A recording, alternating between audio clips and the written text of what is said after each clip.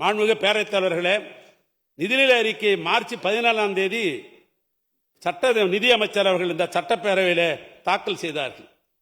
அதில் தமிழ்நாட்டுடைய மாண்புமிகு முதலமைச்சருடைய தாய்மை வெளிப்பட்டிருக்கிறது. தமிழர்களுடைய அடையாளம் தெரிந்திருக்கிறது. தாய் தமக்கையினுடைய முக்கியத்துவம் அதில் வெளிப்பட்டிருக்கிறது. இன்று 25-26 நிதியாண்டு, இன்றைக்கு தான் நிதியாண்டு துவங்குகிறது. இந்த முதல் நாள் ஏப்ரல் 1ஆம் தேதி ஒரு அதிசயம் நடந்திருக்கிறது. அந்த அதிசயம் எதுவென்று சொன்னால் 14/3/2005 நிதிநிலை அறிக்கையிலே தாக்கல் செய்த ஆவணமாகும். அந்த ஆவணம் தமிழர் நிதி நிர்வாகம் தொன்மையும் தொடர்ச்சி என்கிற தலைப்பிலே அந்த ஆவணம் இங்கே வெளியிடப்பட்டது. தொடர்ச்சியினுடைய தொன்மை, நிதி எப்படி கையாண்டார்கள் என்ற குறிப்பு நமக்கு கிடைத்திருக்கிறது. இது 2 பகுதியாக பிரிக்கப்பட்டிருக்கிறது. ஒரு பகுதி 22 தலைப்புகளிலே சங்ககால பொருளாதாரம் ஆளுமை பற்றியும், இரண்டாவது பகுதி 34 தலைப்புகளிலே சமூக கால பொருளாதார ஆளுமை பற்றியும் எழுதப்பட்டிருக்கிறது.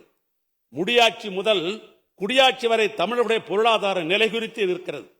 தமிழர்களுடைய வரலாறு பொருளாதார கால பேழையாகவும், தமிழினத்திலே தமிழர்களுடைய நெடும்பயணத்தில் கலை இலக்கியம் பண்பாடு மொழிகளோடு சங்ககால பொருளாதார அறிமுகம், செப்பேடு கால நாணய புழக்கங்கள், அரசர்கள் வெளியிட்ட வணிக வரவுகள், ஆங்கிலேய ஆளுநர்கள் நிதி ஆளுவதிலே ஆதரவு இருந்திருக்கிறது, எதிர்ப்பு என்ற நிலையும் இருந்திருக்கிறது.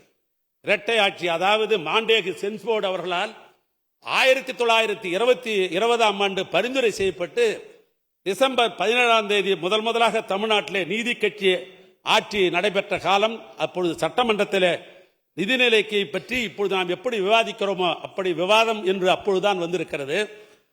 அப்பொழுது நீதி கட்சியினுடைய முதலமைச்சராக இருந்தவர் கடலூர் சுப்பராயல் ரெட்டியார் அவர்கள்தான் நீதி கட்சியினுடைய முதலமைச்சராக இருந்தார்கள். அந்த முதலமைச்சரிலிருந்து ஆராய்ந்து எதிர்கட்சி தலைவராக இருந்து பணியாற்றிய முதலமைச்சர் காலம் வரை யாரும் செய்யாததை தமிழ் உள்ளவரையும் தமிழர்கள் உள்ளவரையும் நிலைவிலே தக்க அளவுக்கு காலப்பெட்டகத்தை இந்த தமிழ்நாட்டு முதலமைச்சர் மாண்புமிகு தளபதி அவர்கள் தந்திருக்கிறார்கள்.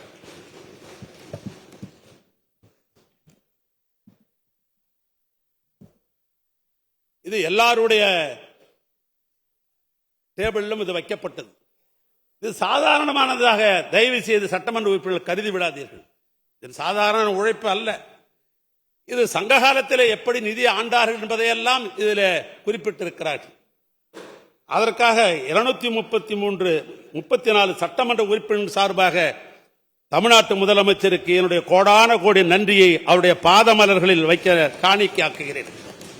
அவருடைய எண்ணத்தை ஈடேற்றிய பாலமாக இருந்து பணியாற்றிய மாண்புமிகு நிதியமைச்சர் தங்கம், நான் அவர் குணத்திலே தங்கம் என்கிற காரணத்தினால் நான் தங்கம் என்று சொல்லுகிறேன். அவர்களும் அவருக்கு உறுதுணையாகவும் உந்து சக்தியாகவும் விளங்கிய நிதித்துறை செயலாளர் சொல்லேர் உழவர் உதயச்சந்திரன் IAS அவர்களுக்கும் இந்த சட்டமன்ற உறுப்பினர் சார்பாகவும் என் சார்பாகவும் அவர்களுக்கு என்னுடைய நெஞ்சார்ந்த நன்றியை நான் தெரிவித்துக் கொள்ள நான் விரும்புகிறேன். மாண்புமிகு பேரவைத் தலைவர்களே, 2030 தமிழ்நாட்டிலே பொருளாதாரம் $1 டிரில்லியன் இலக்கினை எண்ணி தமிழ்நாட்டு முதலமைச்சர் எப்பொழுது தூங்குகிறார், எப்பொழுது விழிக்கிறார் யாருக்கும் தெரியவில்லை.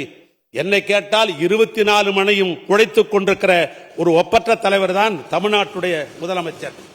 நெடுஞ்சாலைத்துறை பொறுத்தளவிற்கு வெளிநாட்டு அதிபர்களும் உள்நாட்டு பொருளாதார வல்லுநர்களும் குறிப்பிடுவதைப் போல பொருளாதார முன்னேற்றத்திற்கு சாலை உட்கட்டமைப்பு முதன்மையாக பங்கு வகிக்கிறது.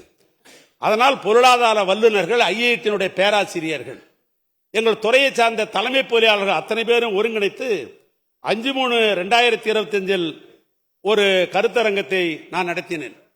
அதில் 858 பொறியாளர்கள் நவீன தொழில்நுட்ப பயிற்சி அளிக்கப்பட்டது.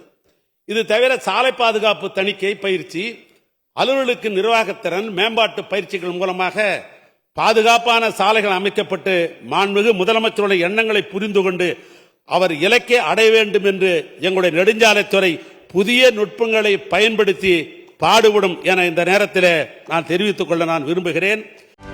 செய்திகளை உடனுக்குடனும் துல்லியமாகவும் தெரிந்து கொள்ள சப்ஸ்கிரைப் பண்ணுங்க.